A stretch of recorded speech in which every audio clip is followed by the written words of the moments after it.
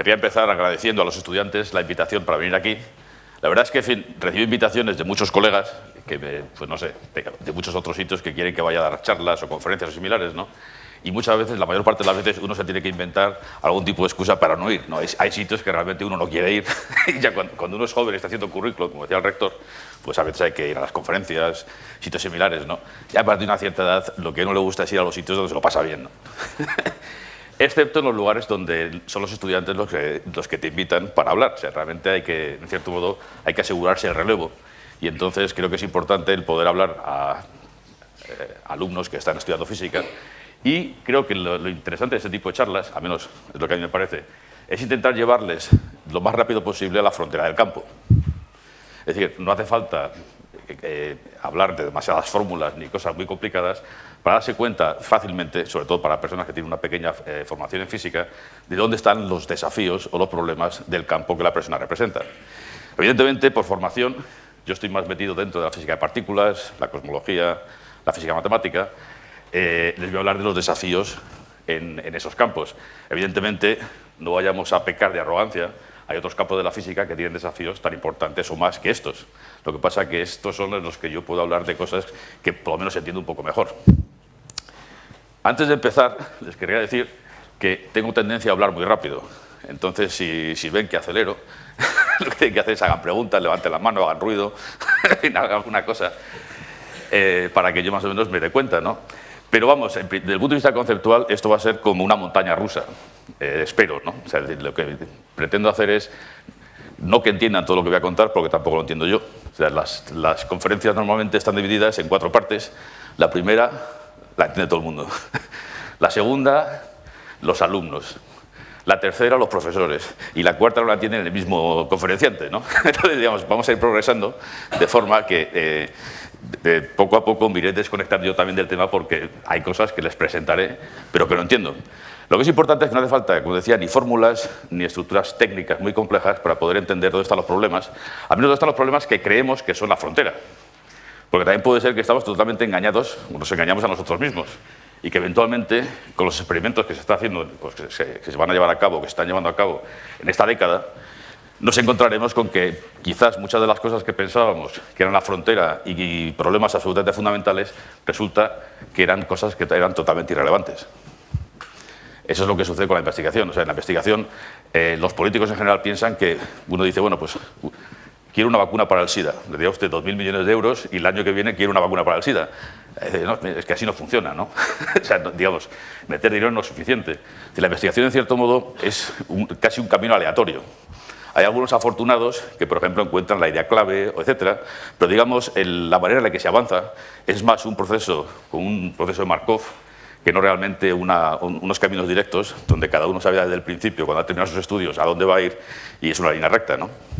Entonces, muchas veces hay preguntas o problemas que se consideran como problemas fundamentales y que al cabo de una década dices, joder, qué burros, ¿no? ¿Cómo se les ocurría pensar en semejante cosa? Pues eso es lo que voy a contarles yo hoy. Entonces, a lo mejor dentro de unos años se darán cuenta que muchas de las preguntas que he estado yo diciendo que joder, esto era fundamental, una cosa importante, esto es lo que hay que entender, dirán, ¿qué ceporro, no? Qué poco sabía esta gente en esa época. Si ustedes van a hablar a sus colegas en las facultades de humanidades, o los más conocidos como humanoides, normalmente dicen que siempre hay que empezar la charla con una cita a los griegos, ¿no? Porque queda muy culto. Entonces, bueno, esto es una fotografía que, aunque no se obtuvo aquí en La Palma, es una de las fotografías más bellas que hizo el Hubble. Es la de Ultra Deep Field. Corresponde básicamente a 400 horas de observación de una zona del cielo, que es básicamente una décima de minuto. Y lo sorprendente es que ahí se encuentra pues, no sé cuántos miles de galaxias, ¿no? Es una fotografía absolutamente fascinante. Y si quieren que les diga la verdad, la mayor parte de mi charla va a estar dedicada a lo que no se ve en esa foto.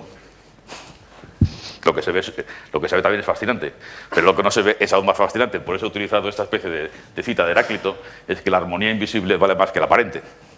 Y básicamente, esta fotografía tiene una cantidad de información impresionante y iremos desgranándola según vamos avanzando en la presentación.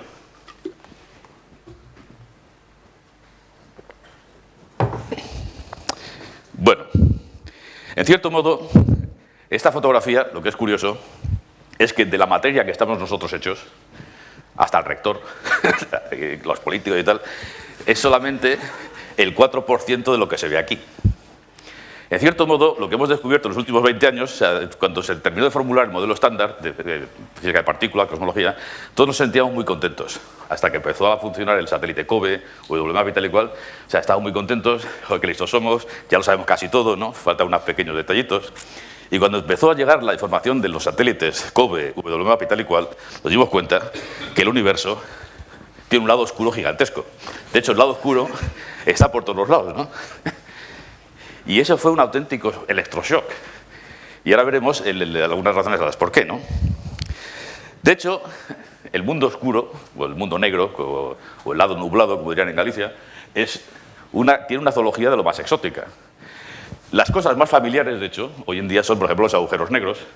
De hecho, la mayor parte de las galaxias que se ven en esa foto tienen en el interior o en el centro un agujero negro que puede ir desde varios millones a varios miles de millones de masas solares. Les enseñaré una foto, de hecho una película, del agujero negro del centro de la galaxia, la nuestra. Luego está, por ejemplo, lo que se conoce como materia oscura, que veremos después, a nivel galáctico, y a nivel cosmológico está la energía oscura, que eso es realmente algo de lo que no entendemos absolutamente nada. Son cosas que realmente, como veremos, son entidades físicas absolutamente fascinantes, de las que realmente entendemos muy poco.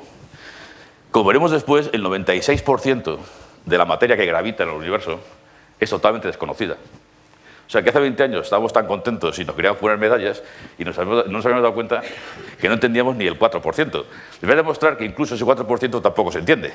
Con lo cual, de 100% no entendemos el 100%. Así que muchas generaciones de físicos se pueden hacer una carrera porque hay trabajo para rato, ¿no? Lo que es además muy curioso, como iremos viendo después, es lo que, en fin, todos lo sabemos de Pascal, ¿no? Lo infinitamente pequeño y lo infinitamente grande. Es sorprendente las conexiones tan no triviales que existen entre los descubrimientos que se pueden hacer en el laboratorio del LHC, donde yo trabajo, o que se pueden hacer en cosmología, en satélites, etcétera, etcétera, ¿no? Es realmente fascinante cómo la física macroscópica y la física microscópica se iluminan y se complementan una a otra. Esto es un monstruo que tenemos en el centro de la galaxia. Es el Centro de Estudios Galácticos, que está en Múnich y en Los Ángeles, y desde el año 92 más o menos pues ha ido haciendo fotos en infrarrojo a Sagitario, que es donde está el centro de nuestra galaxia. Lo que se pueden dar cuenta es que están las escalas, ¿no? De forma que probablemente saben que, digamos, el sistema solar, o si quieren la órbita de Plutón, tiene el tamaño de un día luz. En el universo eso no es nada. Bueno, pues esta es una zona en la que tiene básicamente 10 días luz, donde se encuentra, donde está la crucecita, hay un objeto que no se ve. Pero lo que se pueden dar cuenta es que las estrellas cercanas hacen órbitas que son perfectamente keplerianas. De hecho, la reconstrucción matemática de las órbitas está en la imagen diseñada por ordenador en la parte de la derecha. Es evidente que si se acuerdan de la ley de Kepler, que imagino que las han estudiado hace poco, digamos, al mirar sistemas binarios, se puede deducir cuál es la masa del foco. Lo curioso es que el objeto que está en el foco de estas órbitas elípticas tiene 3,5 millones de veces la masa del Sol. Algo realmente sorprendente. Nadie sabe hoy en día qué le pasa a la materia en esas condiciones. Es decir, en principio, cuando un objeto colapsa y produce un agujero negro con esa cantidad de materia, en principio no hay nada que lo pare. Se forma el horizonte de sucesos y luego al final no está claro qué es lo que le sucede ni al espacio, ni al tiempo, ni a la materia en esas condiciones. Pero es sorprendente que aunque los agujeros negros empezaron a hablar, pues, en fin, hace casi 100 años, o en fin, de ese orden de magnitud, muchas veces se pensaba que era algo totalmente ficticio, invenciones, tontería de los científicos y tal y cual, ¿no? Es sorprendente que gracias a la astronomía moderna podemos incluso hacer una película como esta, ¿no? Hay otra manera de observar el cielo. De hecho, no sé, bueno, en fin, yo soy de Madrid, entonces he hecho esta especie de esto, si se dan cuenta, las 4 torres de allí es donde estaba antes la ciudad deportiva del Real Madrid. La vendieron, entonces le dieron el terreno a 4 arquitectos muy famosos y cada uno hizo su torre, ¿no? Entonces ahora cuando uno llega a Madrid solo se ven las torres y el pirulí este de la televisión, ¿no? Esa es una foto que está tomada en Madrid en agosto, y de hecho si uno, por ejemplo, mira cuando anochece, pues entonces, esto como es en agosto, puede mirar las diferentes estrellas, constelaciones y tal y cual, ¿no? Si en lugar de mirar al universo en óptico, tuviéramos ojos para poder mirar en microondas, y tuviéramos, eso sí, unos ojos muy precisos, entonces lo que veríamos es una cosa muy artística, es un mundo casi psicodélico. Esta es la imagen que tendría el universo si estuviéramos mirándolo en términos de microondas. Lo único que he hecho ha sido tomar los datos del satélite WMAP, las efemérides, pues las coordenadas de Madrid, y ese es el cielo que veríamos.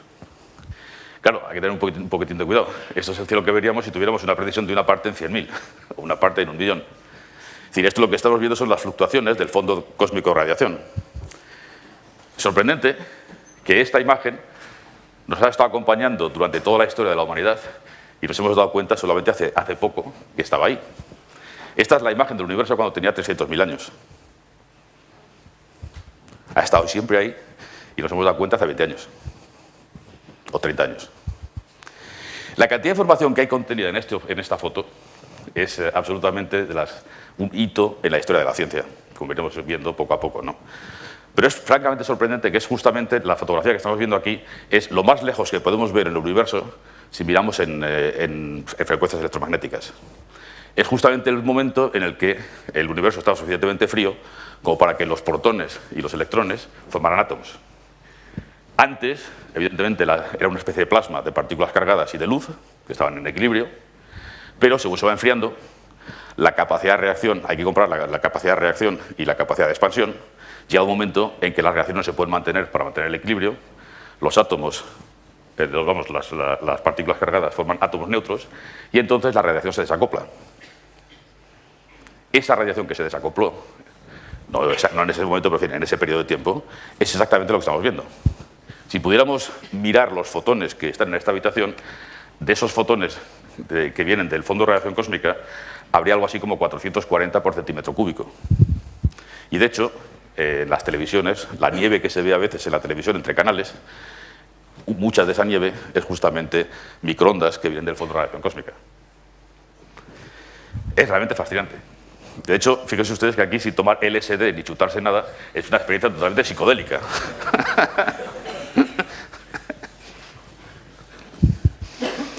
Evidentemente, en fin, muchas de estas cosas se han hecho con satélites, con observaciones desde tierra, desde underground.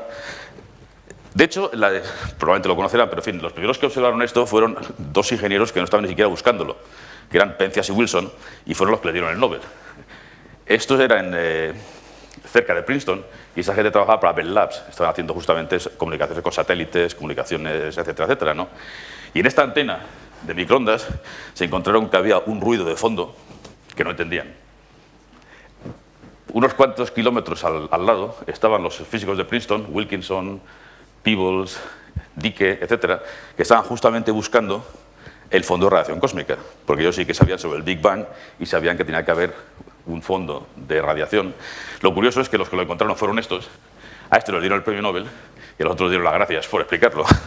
Es una cosa muy triste. Es una cosa muy triste, pero sucede, ¿no? De hecho, la antena esta es relativamente primitiva. De hecho, tuvieron que pasar mucho tiempo limpiando guano, porque era un lugar donde los palomos se apareaban y se encontraban. Entonces pensaban que el guano de los palomos era lo que producía el fondo de radiación cósmica. O sea, había siempre un ruido de fondo de microondas y pensaban que era el guano. Entonces tuvieron que limpiar de toda la mierda que había de los palomos y se dieron cuenta que seguía habiendo la misma cosa, ¿no? Hasta que los de Princeton dijeron, no, si es que viene de ahí arriba. Y aquí tenemos las fotografías, por ejemplo, de algunos de los satélites que se han observado. Por ejemplo, el primero que está allí en la parte alta a la derecha es el COBE, que, digamos, ese, por ejemplo, está funcionando en los años 90, a principios de los 90, y Mather y George Smoot compartieron el premio Nobel hace unos años justamente por el descubrimiento de estas pequeñas fluctuaciones. El de aquí abajo a la izquierda, este es el WMAP, Wilkinson Microwave Anisotropy Probe, y esta es una imagen de Planck, que es el que está tomando observaciones actualmente, y es un secreto de sumario. Es decir, es como la omertá y las mafias, ¿no? O sea, todos los que están trabajando en ese experimento tienen jurada fidelidad absoluta y aunque los ponga uno en el potro y les estiren los brazos y tal, no confiesan, ¿no? Tienen datos, pero hasta enero del año que viene no van a hacerlos públicos. Entonces, poquito a poco van dando datos, pero algunos de los datos que nos interesaría más conocer, de momento es un secreto absolutamente impresionante, ¿no? Ya posiblemente por diversión, estos satélites se suelen colocar en lo que se llama el punto lagrangiano número 2. Me imagino que es uno de estos problemas bonitos de mecánica clásica, que es considerar una configuración muy particular del problema de tres cuerpos. Si uno considera, por ejemplo, el sistema Tierra, Luna, bueno, mejor dicho, el sistema Tierra y Sol, si tiene en cuenta no solamente la atracción solar, sino también la atracción de la Tierra, y para simplificar consideramos órbitas puramente circulares, si vamos a un sistema de referencia que está en rotación, de forma que en el sistema de referencia el Sol y la Tierra están mirando de forma estática, lo que uno se encuentra es que hay 5 puntos de equilibrio. Uno, evidentemente, está delante de nosotros, mirando al Sol. Ese es justamente donde la gente pone satélites para mirar el Sol, porque está viendo el Sol continuamente. Luego hay otro, que es el lagrangiano número 1. El lagrangiano número 2 está como a 1,5 millones de kilómetros, ese es L2, y es donde se ponen todos estos satélites para observar microondas. Lo que uno quiere es alejarse de la Tierra lo más posible para tener poco fondo. Entonces es el lugar donde se llevan estos satélites para hacer este tipo de observaciones. Luego hay otro que es el L3, que está detrás del Sol, y es una cosa que se puede utilizar en ciencia ficción para invadir la Tierra. O sea, si uno quisiera almacenar tropas en el sistema solar para luego invadir la Tierra, lo que hace lo pone en L3, porque entre L3 y nosotros está el Sol, con lo cual no se ve nada. Entonces se pueden acumular las tropas y luego invadir la Tierra, ¿no? Pasa que de momento ningún escritor de ciencia ficción se le ha ocurrido utilizar L3 para montar una invasión. Y luego hay L4 y L5, que están básicamente que en la órbita terrestre forman un triángulo equilátero con el Sol y la Tierra, y son los lugares donde se querría colocar LISA, si alguna vez se consigue lanzar el satélite, el sistema para observar ondas gravitacionales, se colocaría en el L4 o en el L5. Lo interesante es que COBE, WMAP y Planck eventualmente han dado una vuelta de tuerca enorme al principio copernicano. O sea, si el principio copernicano quitó a la Tierra del centro del universo y poco a poco el hombre ha ido, o la especie humana, ha ido jugando un papel cada vez más irrelevante, esto ya es una cosa absolutamente brutal, como veremos.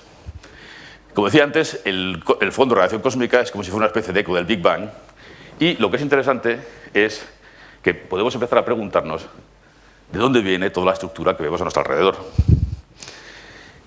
Si quieren, nos ponemos poéticos, la foto que hemos visto antes, en lugar de hacerla en plan psicodélico, esas, digamos, las primeras fluctuaciones las vio COBE, que es la imagen de arriba, y abajo es una de las imágenes que sacó el satélite WMAP. Yo creo que es razonable decir que esto es como si fuera la Mona Lisa de la cosmología moderna. El análisis de este tipo de datos nos ha dado una información absolutamente revolucionaria sobre el universo en el que vivimos. De hecho, si mira uno la estructura subyacente, en fin, no vamos a analizarlo ahora en detalle, se obtiene una información absolutamente fascinante. Por ejemplo, se puede empezar a ver la estructura que dieron las semillas para la formación de estructura. Es decir, el fondo de radiación cósmica, si se quiere, o el inicio del universo, era un sistema bastante homogéneo. El sistema, como bien saben, cuando hay equilibrio termodinámico, digamos, no hay grumos. Puede haber pequeñas fluctuaciones, pero no hay grumos enormes, ¿no? La cuestión es que en el momento en el que el sistema cae fuera del equilibrio, las pequeñas fluctuaciones que había en ese momento se convierten en semillas que básicamente van a ir atrayendo gravitacionalmente a la materia alrededor. De forma que eso es la primera estructura que eventualmente evolucionó para formar galaxias y lugares donde nosotros podemos vivir. Es muy interesante que estos pequeños grumos que se ven en esa especie de sopa son fundamentales a la hora de empezar a entender la formación de galaxias. De hecho, fiteando este tipo de datos, los astrónomos o la gente de WMAP nos pueden decir cuándo hubo la primera generación de estrellas. Y eso es fundamental, porque si no, no estaríamos ninguno de nosotros aquí. O sea, todo el carbono, el nitrógeno, el fósforo, el oxígeno que está en sus cuerpos viene justamente de la combustión de la primera generación de estrellas. El universo primordial, aunque duró 300.000 años, es muy corto. De hecho, solamente durante unos pocos minutos se pudieron formar núcleos.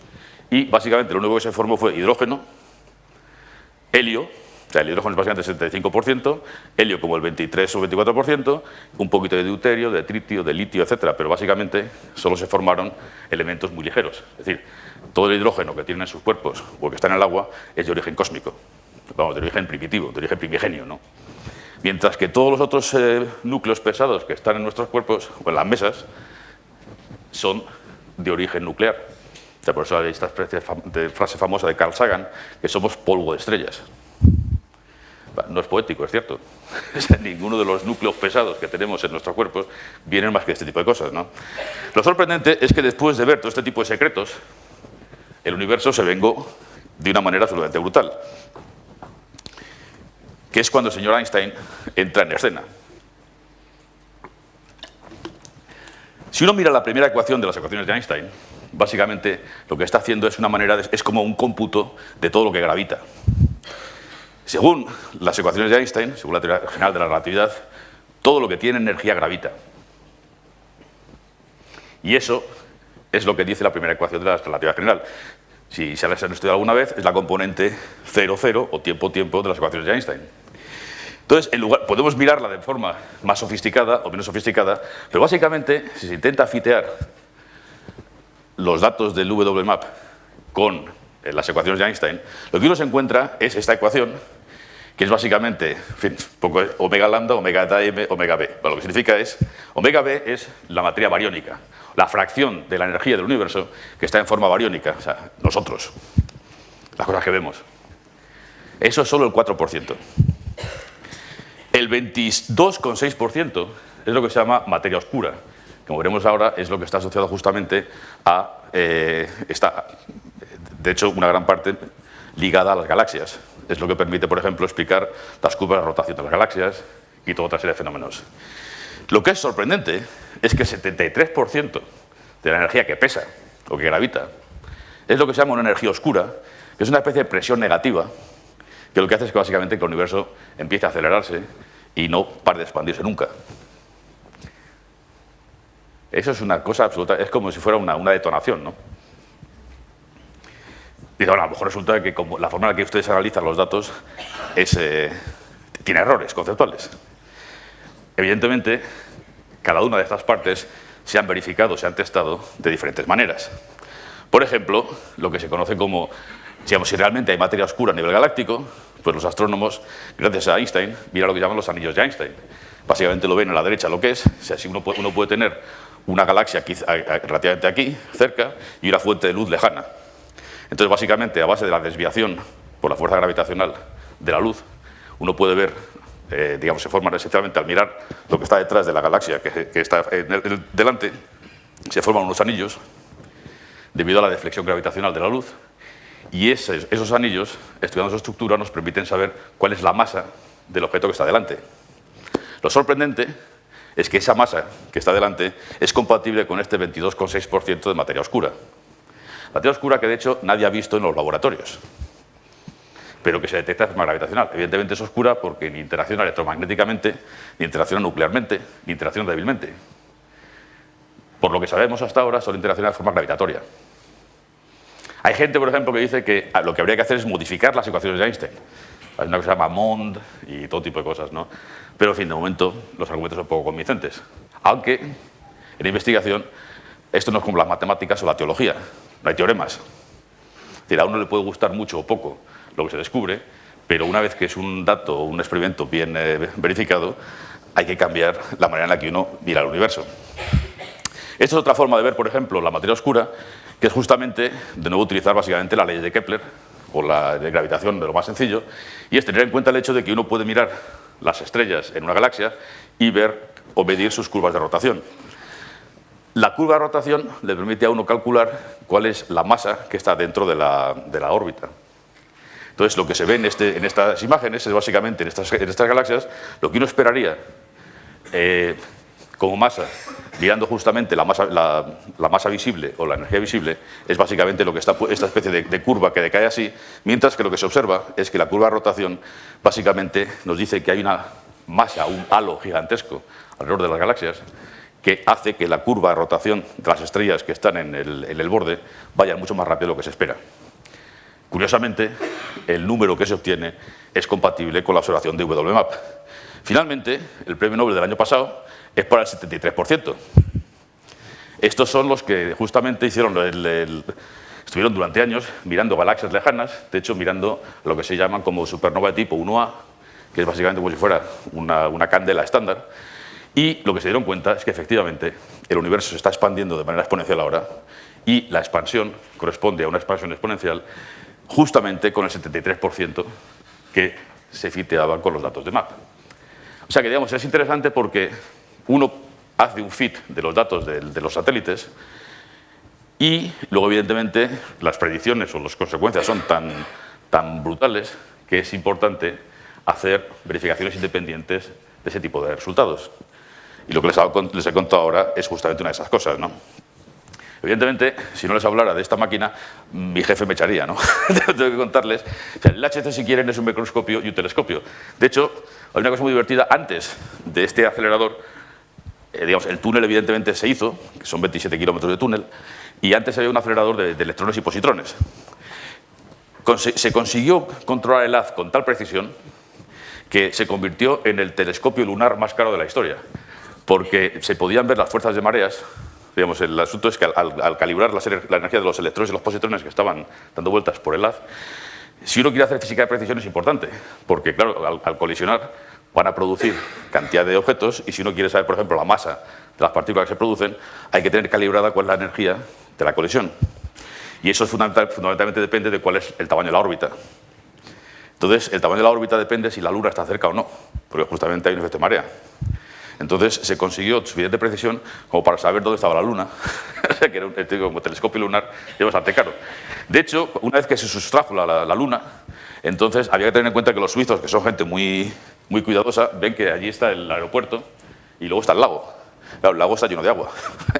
Y cuando hay deshielo, lo que los suizos hacen es que abren las compuertas y vacían el lago, o vacían una parte del lago, ¿no? Entonces, eso hace que la roca se relaje. Claro, cuando la roca se relaja, entonces el tubo donde está el acelerador también se relaja, entonces aumenta su circunferencia. Entonces podíamos saber cuándo los suizos estaban descargando el agua, aunque no nos lo dijeran. Y finalmente, como todo el tubo tiene una recubierta metálica, aquí es donde llega el tren de alta velocidad francés, que viene de París y pasa cerca. Entonces cuando llegan lo que hacen es que mandan electricidad hacia el suelo. Como esto es una recubierta metálica, la electricidad llegaba hasta la máquina, y eso también afectaba justamente la manera en que se medía la órbita. Entonces podíamos ver si el TGV que venía de París tenía retraso o no, dependiendo de este tipo de cosas, ¿no? La precisión de la máquina esa era una cosa espectacular, ¿no? Entonces, bueno, a final de los años 90 se quitó esa máquina y se empezó a construir la siguiente, que es el colisionador de hadrones. Y en cierto modo es un aparato, una máquina que tiene complejidad casi fractal. O sea, cuando uno piensa de fractales, tiene una estructura que se repite según se va cambiando de escala, ¿no? Tiene complejidad fractal porque, por ejemplo, o sea, en este cacharro se tiene un haz de protones. Cada haz de protón tiene como pelotillas, y cada pelotilla tiene algo así como 10.000 millones de protones, separadas 25 nanosegundos. O sea, es bueno hablar de nanosegundos porque la luz en un nanosegundo recorre 30 centímetros. Entonces, básicamente, cada bolita está separada de la siguiente por 6 metros. Y esos van dando vueltas a la velocidad de la luz en un tubo que tiene esta sección. Y de hecho no se da con las paredes. Pasa que cada 8 horas hay que tirarlo porque, evidentemente, los protones tienen la misma carga eléctrica. Entonces, lo que se hace es, cuando se hace funcionar esta máquina, se hace respirar. Se hace respirar porque si no tienen, evidentemente, la repulsión coulombiana.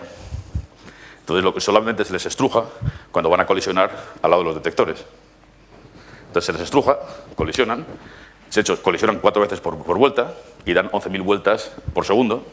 Entonces, cada vez que van a chocar, se les estruja para aumentar la luminosidad y luego se les hace respirar.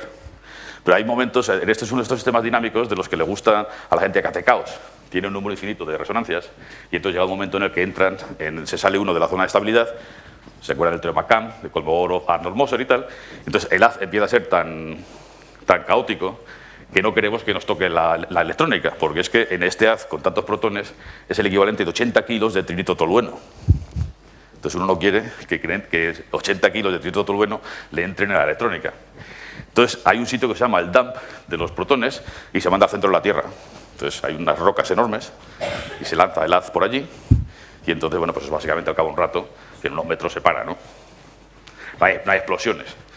O sea, no es como si fuera una explosión con un barril, ¿no?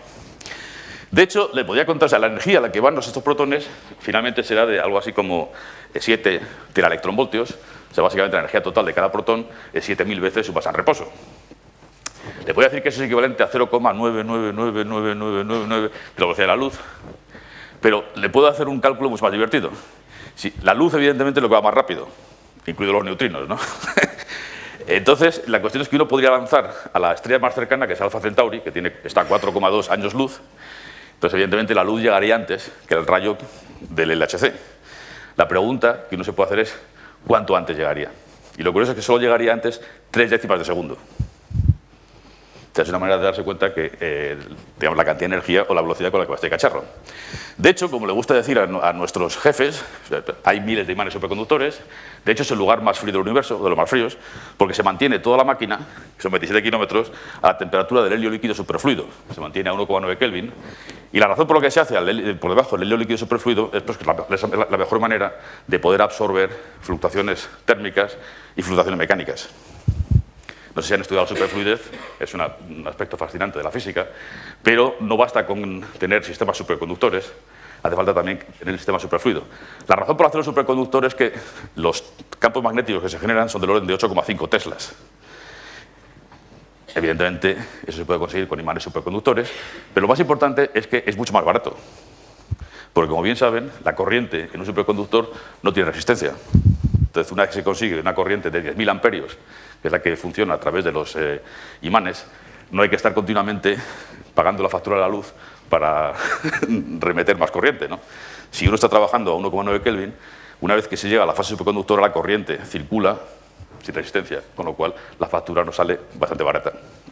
De hecho, la máquina está parada durante 3 meses y ha seguido a 5 grados Kelvin. O sea, se ha calentado un poquito, pero nunca se calienta más de 10 grados Kelvin, porque el problema es que calentar toda la máquina, perdón, enfriarla, desde temperatura ambiente hasta 1,9 Kelvin, se tardan casi 2 meses y medio. Primero hay que bajarla a nitrógeno líquido. De nitrógeno líquido hay que bajarla a 4,2 Kelvin, que básicamente cuando licua el helio, y después bajarla hasta 1,9 Kelvin. Hay que hacerlo despacio, tanto para bajar como para subir, porque si mira uno de los imanes que le voy a enseñar después, que son imanes de 15 metros, la contracción térmica es de varios centímetros. Entonces, si se calienta muy rápido, se rompen. Y son cacharritos que cuestan una fortuna. De hecho, les voy a contar una cosa que es realmente divertida. Los imanes superconductores están hechos de filamentos de titanio y niobio. Estos filamentos están hilvanados de una manera muy sofisticada, pero cada hilo tiene básicamente el grosor de la 10ª parte de un cabello humano, 0,006 milímetros. Si pusiéramos juntos todos los cables que forman los 6.800 imanes que hay en la máquina, se podría ir al Sol y volver 5 veces y todavía quedaría suficiente cable para darse 5 o 10 vueltas a la Luna. O sea, toda esa cantidad de cable ultrafino es la que está hilvanada para producir este tipo de imanes, ¿no? Y todo esto está, evidentemente, a unos 100 metros de profundidad y 3 grados de inclinación, porque a los suizos les daba miedo que salieran neutrinos o electrones y tal y cual en el aeropuerto. Entonces, cuando se construyó el acelerador, se le dio una inclinación de 3 grados, de forma que nunca hubiera partículas que salieran por la tangente, que es lo que decían, ¿no? Y que le diera algún avión. O algún aduanero suizo.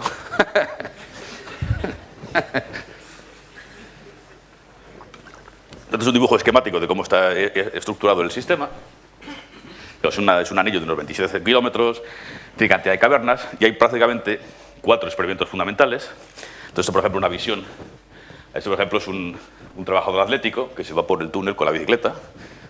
De hecho, durante una época se hacían hasta maratones, bueno, es media maratón, son 27 kilómetros.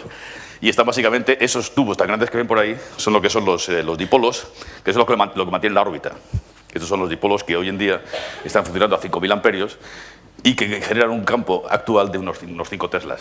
Entonces, esos son justamente los campos magnéticos que lo que hacen es van manteniendo las órbitas de las partículas, digamos, con una precisión de menos del micrón. Y lo ven, evidentemente, esos tubos azules es donde está toda la criogenia. O sea, hay que mantener todo a 1,9 Kelvin, con lo cual hay que tenerlo realmente muy aislado. Y ven ustedes, este señor es un poco más vago y va con un carrito. Este es uno de los detectores a medio construir. Es el detector Atlas, y esa especie de toroides que ven son imanes, también superconductores, pero son imanes básicamente para que cuando haya colisiones, lo que hacen básicamente es que permiten medir la energía transversa de las partículas que se producen. Si hoy en día miraran el aparato este, es un detector que mide 56 metros de largo, 38 de alto y también 38 de sección. y básicamente no cabe un hilo. Está lleno de electrónica hasta arriba. De electrónica de precisión, ¿no? Pero básicamente esto es cuando estaba más o menos a 1/3 de su construcción. El otro detector se llama CMS, que es el Compact Muon Solenoid, que es otro concepto de detector, pesa 8.000 toneladas, es un poco más pequeño y básicamente ahí empiezan a ver un poco como cuando estaba casi montado, que son cacharros realmente complejos. Hecho, por ejemplo, una visión frontal y se ve justamente donde entra el haz. El haz, esta especie de tubito que ven ahí, es la parte más difícil y más compleja para reemplazar en toda la máquina, porque está hecha de berilio. Y berilio es uno de los metales más difíciles de conseguir y más tóxicos. Cuesta una pasta. Es decir, cuando hay que desmontar el detector, lo primero que se hace es se quita la zona del haz de berilio. ¿Por qué berilio? A ver, ¿quién me puede decir? ¿Por qué berilio y no plomo, que es más barato? O aluminio, o titanio. Bueno, piénsenlo y luego me lo dicen. Pero hay una buena razón. ¿Cuáles son los objetivos de esta máquina? Pues hombre, los objetivos evidentemente son bastante ambiciosos. Lo primero que se está intentando hacer, y ojalá se confirme cuando empiece a correr la máquina la semana que viene, es lo que se llama el mecanismo de Higgs, o la partícula Higgs. Ha habido gente que le llama a esto la partícula divina, eso es una idiotez, pero en fin, desgraciadamente cuando se saca el genio de la lámpara, pues luego no hay manera de meterlo, ¿no? Pero básicamente también es otra mamarrachada de decir que es el origen de la masa. Seguro que les han contado que está la partícula divina y que más nos da la masa a todos. Eso es totalmente falso. La masa de este señor, y yo, y mía, solamente el 2% viene del Higgs. La mayor parte de la masa que tenemos en nuestros cuerpos viene justamente de cromodinámica cuántica. Del hecho de que los quarks están metidos dentro están confinados en un Fermi. Esa energía cinética, debido al principio de incertidumbre, contribuye el 98% de la masa de sus cuerpos, de esta mesa, del suelo y de todas las cosas que observamos. Lo que hace el Higgs es hacer que el electrón tenga masa y, por tanto, que haya estabilidad de los átomos. Evidentemente es importante también para producir interacciones débiles, que son fundamentales en el corazón del Sol. Es decir, no digo que no sea una cosa importante, digo que la gente que en general hablan sin entender, y entonces dicen que el Higgs es el origen de la masa. Además, es la partícula de Dios, bla, bla, bla. Y todo eso son mamarrachadas. Pero aún así, es fundamental entender lo que, si se quiere, es, de manera más técnica, la rotura de simetrías dentro del modelo estándar. Parte de eso, evidentemente, tiene que ver justamente con las estructuras de interacciones débiles, etcétera, etcétera, ¿no? Evidentemente, queremos ir más allá de lo que se llama el modelo estándar de interacciones fundamentales. Por ejemplo, nos gustaría mucho ver partículas de materia oscura. Bueno, de hecho, no veríamos nada, porque es materia oscura. Pero lo bueno de estos cacharritos que les he enseñado antes, que son tan sofisticados, es que son herméticos. Ser hermético significa que se ve lo que no está. Por ejemplo, cuando uno tiene neutrinos, el neutrón se desintegra en un electrón libre, se desintegra en un protón y dos neutrinos. Y un protón, un electrón y un neutrino, ¿no? Un antineutrino. El neutrino, evidentemente, se va. La cuestión es que uno puede saber por dónde se va si tiene completamente controlado el flujo de energía y momento. Entonces, para buscar partículas de materia oscura, lo que se busca justamente es falta de energía y falta de momento. Porque si son partículas de materia oscura, no interaccionan nuclearmente ni interaccionan electromagnéticamente. Entonces, solamente se puede detectar a base justamente de tener una contabilidad tan precisa de la energía y del momento que fluye en el experimento que uno puede saber si algo se ha ido por allí. Entonces, eso es una de las cosas que sería fundamental, porque de momento, aunque hay muchos experimentos subterráneos que están también buscando materia oscura, de momento nadie ha conseguido ver ninguna de estas partículas. Es el 22,6% de toda la materia que pesa en el universo. Entonces, o hay algo fundamental que no entendemos, o resulta que hay cantidad de cosas que están por aquí, que pasan por aquí continuamente, como los rayos cósmicos, pero que no conseguimos ver. Y luego, por ejemplo, hay cantidad de cosas sobre especulaciones de lo que podría ser, por ejemplo, la supersimetría, dimensiones extra, etcétera, etcétera, ¿no? Probablemente todas estas cosas se quedarán básicamente en el cementerio o en el basurero de la historia, pero bueno, a fin de cuentas, así es como se progresa, ¿no? Lo que estamos todos esperando es ver algo inesperado. O sea, lo que nos gustaría es que, como siempre, la naturaleza hiciera algún hat trick, algún truco de magia, y nos encontrara un aspecto totalmente desconocido. Esta es una herramienta que utilizamos mucho en mi departamento. Es muy barata, utilizar la cabeza, antes de ponerse a hacer búsquedas. Pero el problema es que la gente está un poco agotada. Es decir, se llevan más de 20 años haciendo modelos, etcétera, etcétera, y no se consiguen tener predicciones suficientemente buenas como para poder entender la materia oscura, entender la estructura del universo, entender la constante cosmológica, la energía oscura, etcétera, etcétera, ¿no? Entonces, le está todo el mundo a la expectativa de que haya nuevos detectores. Finalmente, como les decía antes, es una cosa que se conoce como la nucleosíntesis, que es básicamente la formación de núcleos primordiales en el Big Bang. De hecho, ese es el 4% que se supone que entendíamos. Déjame que les demuestre ahora que tampoco lo entendemos. De hecho, lo que sabemos es que para que funcione bien la nucleosíntesis original, y el profesor Lozano me puede verificar que lo que digo es correcto, básicamente, lo crean o no lo crean, para poder cocinar personas, hace falta que por cada 1.000 millones y una partícula haya 1.000 millones de antipartículas. Ni una más ni una menos. Se le ha ido a la olla a este hombre, ¿no? Pues lo crean o no lo crean, no es cierto. O sea, digamos, esto, si se quiere, es un parámetro que se llama el parámetro eta, que es básicamente la densidad de bariones con respecto a la entropía. Entonces, básicamente, ese número es crucial porque es el número que determina la cantidad primordial de hidrógeno, helio, deuterio, litio, etcétera, etcétera, que se forma en el universo. En los 3 primeros minutos. De hecho, en el primer minuto, fundamentalmente. Fascinante. Y no pueden decirme que ahí no entendíamos la física, porque cuando el universo tenía un minuto, básicamente su energía era básicamente, o sea, su temperatura, medida en electronvoltios, era básicamente 1 megaelectronvoltio. Eso, física nuclear, es energía para dar por casa, o sea, no tiene ningún problema. La ley de la física en esas densidades se conocen perfectamente. Pero claro, lo curioso es que si el origen del universo fue todo radiación, no se pregunta por qué hay más materia que antimateria. De hecho, no hay prácticamente nada de antimateria en el universo observable. De hecho, eso se puede medir. Ya sabemos que en todo el universo observable, que son 10 a la 28 centímetros, o si se quiere 5.000 megaparsecs, no hay ninguna galaxia ni ningún trozo suficientemente grande de antimateria. La antimateria que producimos es la que se produce en estos aceleradores a base de colisiones, es carísimo.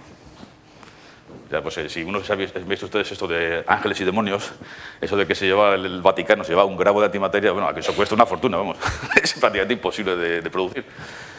Curiosamente, no entendemos de dónde viene esta asimetría, porque si estamos en un universo que empieza con una temperatura del orden de miles y miles de millones de grados, o si quieren, miles y miles de millones de gigaelectronvoltios, entonces en principio todo es radiación. Hay simetría materia-antimateria.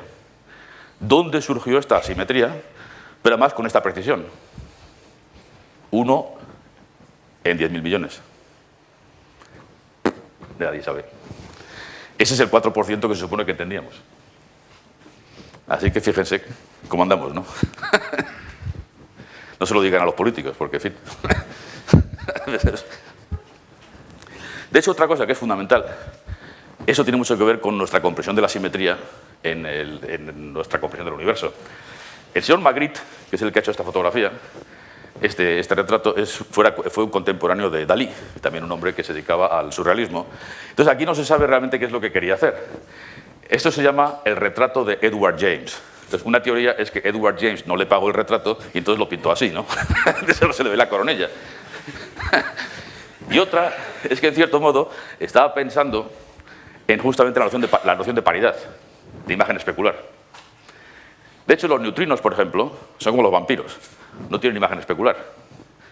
Si los neutrinos pudieran tener una imagen especular, sería como esta fotografía, como este retrato. En física clásica, cuando uno lo considera relatividad o mecánica cuántica, el electromagnetismo de Maxwell, las ecuaciones de Einstein, básicamente las leyes de la naturaleza tienen 3 invariancias que normalmente en los libros de texto no lo dicen. Uno es paridad, es decir, cualquier movimiento y su imagen especular son posibles. 2, invariancia frente a inversión temporal.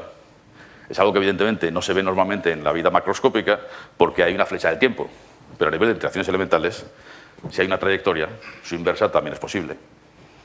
Y 3, si todas las cargas del universo les cambiamos de signo, no pasa absolutamente nada. Eso se llaman C, P y T. En cuanto que uno entra en el mundo cuántico, lo que nos damos cuenta es que ni C, ni P, ni T se conservan. Ni CP, ni PT, ni CT. La única que se conserva es CPT. Significa que simultáneamente se cambian partículas con antipartículas, se cambia la dirección del tiempo y se hace una imagen especular. Ese fenómeno es el que permite saber, por ejemplo, que las partículas y las antipartículas tienen la misma masa y la misma vida, digamos, vida media o capacidad de desintegración.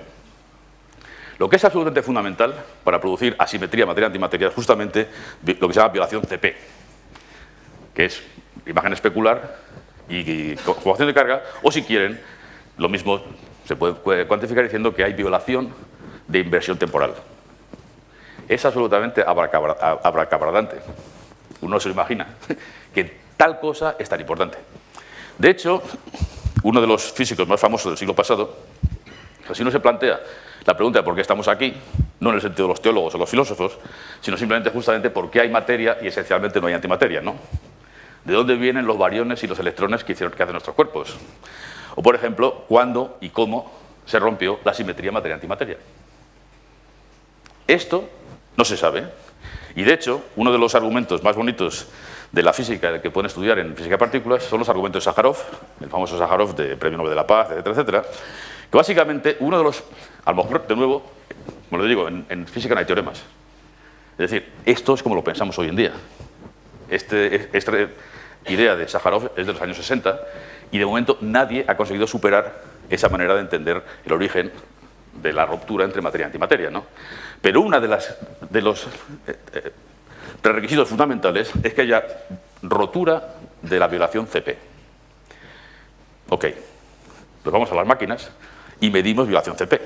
Se midió por primera vez en el año 64 y en el modelo estándar podemos medir con mucha precisión, hay un solo parámetro que viola CP. Conclusión. ¿Es suficiente ese parámetro para explicar la simetría materia-antimateria? Respuesta, no. Absolutamente no. Entonces, hay una fuente de violación de una simetría profunda, que es básicamente el cambio de materia-antimateria, o si se quiere, de inversión temporal, cuya fuente no entendemos. Quizá la única fuente posible de violación CP es algo que se midió, se empezó a medir la semana pasada en China. ¿Se acuerdan que hubo unas noticias en las que decían que los chinos habían finalmente visto unas oscilaciones de los neutrinos? De hecho, los chinos se adelantaron a los japoneses tuvieron la mala fortuna de tener un tsunami y encima un terremoto y un tsunami. Eso les rompió la máquina y los chinos les adelantaron. Pero básicamente la cuestión es que hay un sector de las partículas elementales que conocemos en el que también hay violación CP, pero que todavía no se ha medido del todo, que es justamente los neutrinos. Sorprendente que los neutrinos, que prácticamente no interaccionan con nadie, puedan tener el secreto del origen de los bariones y del origen de la materia que vemos por aquí. De hecho, si los neutrinos son el origen, para poder medir la violación CP, tienen que tener propiedades muy particulares. En particular, el hecho de que se transmutan entre ellos. Hay una fuente de neutrinos magnífica, que es el Sol. El Sol es básicamente nuestra fuente de neutrinos, es nuestra factoría de neutrinos. Si uno mira las reacciones nucleares en el centro del Sol, la mayor parte produce una cantidad gigantesca de neutrinos. Y la mayor parte son neutrinos electrónicos. Entonces, desde principios de los años 60, hubo experimentos subterráneos que estaban mirando justamente neutrinos que venían del Sol. Y siempre había un déficit. Entonces, la pregunta que uno se hacía, se hacía la gente ¿es el origen del déficit un problema astrofísico o es un problema de física de partículas? Es decir, quizá el modelo del corazón del Sol tiene un defecto, o sea, es un sistema muy complejo, de forma que a alguien se le ha olvidado meter algún ingrediente y por eso hay un déficit, o se está calculado mal el flujo de neutrinos en un factor 2, en un factor 3/4. O es un problema de física de partículas. Es decir, que los neutrinos, según vuelan desde el Sol hasta la Tierra, transmutan entre ellos, de forma que el neutrino del electrón se convierte en el neutrino del mu o el neutrino del tau y ya no interacciona con la piscina en una mina donde estaban intentando medir los neutrinos. Finalmente, esa pregunta se ha podido responder. Y lo que sucede justamente es que los neutrinos se transmutan. Y de hecho, estos son fotos de experimentos subterráneos, de esos en la mina de Sudbury, que son básicamente experimentos que se construyen a 2000 metros de profundidad para evitarse justamente el flujo de rayos cósmicos, etc. Esos experimentos han demostrado que el problema es de física de partículas. Es decir, los neutrinos no solamente tienen masa, sino que además se transmutan entre ellos.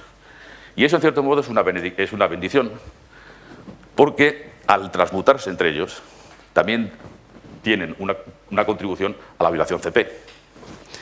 Lo que sería sorprendente es que quizá los que sean responsables del origen de nuestros cuerpos sean justamente los neutrinos, que son los objetos que menos interaccionan. En fin, a mí me parece una cosa realmente... Entonces, bueno, ya casi terminamos. Si se han dado cuenta, es fascinante cómo la microfísica y la macrofísica se iluminan una a otra. Es decir, preguntas sobre qué sucede en el universo muy primitivo es equivalente a estudiar la física de partículas a energías cada vez más altas. Y, curiosamente, las dos cosas se complementan, ¿no? Luego hemos aprendido también que en el modelo estándar de la física de partículas y la cosmología hay muchas cosas que no cuadran. O sea, creo que durante esta hora les habré convencido de que prácticamente entendemos muy poco. Y mucha gente se empieza a plantear que quizá hemos agotado el paradigma que se utilizaba hasta ahora para entender la ley de la naturaleza. Evidentemente, cuando se cambia el paradigma, es muy claro una vez que se ha cambiado, pero no antes. Entonces, bueno, podría ser simplemente que este paradigma se ha agotado o que realmente estamos completamente perdidos, ¿no? Incluso hay gente que, en su desesperación para, digamos, sobrevivir a este tipo de cosas, se empiezan a utilizar argumentos antrópicos. Imagino que habrán oído hablar del principio antrópico, este tipo de cosas, ¿no? O sea, ¿hasta qué punto la existencia de bacterias, o sea, nosotros somos simplemente una cola de la distribución de bacterias, ¿no? O sea, digamos, no estamos en la evolución en la era humana, seguimos estando en la era de las bacterias, y la trompa del elefante, el cerebro humano, es básicamente la cola de la distribución, ¿no? Es la parte completamente irrelevante, de cierto modo. Pero el hecho de que existan bacterias o algo similar es aparentemente un constraint que debería tenerse en cuenta a la hora de explicar el universo, ¿o no? Entonces, hay debates en los que aparecen teólogos, filósofos, físicos, en fin. Normalmente es buena conversación para el café o para tomar unos vinos, ¿no? Pero hay una cosa que es realmente interesante, que es el siguiente hecho. O sea, había un sueño einsteiniano, en cierto modo, cuando Einstein decía, de manera, en fin, un poco ampulosa, ¿tuvo Dios alguna opción cuando decidió crear el universo? Es decir, ¿es otro universo posible? ¿Hay otras leyes de la naturaleza que puedan ser consistentes? Hoy en día, de manera un poco más prosaica, lo podemos plantear de la siguiente manera. O sea, el modelo estándar básicamente tiene algo así como 30 parámetros. Las masas de los quarks, la masa de los leptones, las interacciones, la constante de estructura fina, la constante de interacciones fuertes, etc. Uno mira todos los parámetros que no puede calcular con pensamiento puro y le salen algo así como 30 o 40. Pregunta, ¿cuántos son medioambientales y cuántos son calculables? Medioambientales es simplemente como cuando uno va al supermercado y agarra cualquier cosa y tiene un código de barras. Entonces puede suceder que los universos, cada uno venga con su código de barras y que es inexplicable. Es decir, de todos estos parámetros que forman lo que nosotros llamamos las leyes fundamentales del universo, puede suceder que la mayor parte de ellas sean totalmente, como digo, medioambientales. Serendipity. No tienen ninguna razón. Y no hay ninguna, o sea, en ciencia no hay propósito. Las discusiones que tenemos siempre con los filósofos es que ellos dicen, ustedes solo saben el cómo, pero no el por qué. Y claro, tú le preguntas, bueno, ¿y usted cómo sabe el por qué? ¿Quién se lo ha dicho, no? El porqué de las cosas. En general lo que sucede es que cuando se pregunta uno el por qué, está hablando de finalidades, de propósitos. Y la ley de la naturaleza no tiene ningún propósito. Al menos ningún propósito conocido, ¿no? Entonces, no hay ninguna razón por la que Einstein tuviera que estar acertado o tener razón a decir que, bueno, que básicamente todos los parámetros que aparecen en el modelo estándar serían calculables con pensamiento puro. Teoría de números, teoría de los números primos, es totalmente innecesario. Así que, si quieren, esta década va a haber cantidad de experimentos, tanto en el LHC como experimentos en satélites, rayos cósmicos, etcétera, etcétera, Y lo que esperamos, lo que nos gustaría, es que esta fuera una década prodigiosa y que quizá muchos de estos interrogantes que he estado planteando durante la charla empiecen a tener respuestas y esperamos que sean respuestas totalmente inesperadas.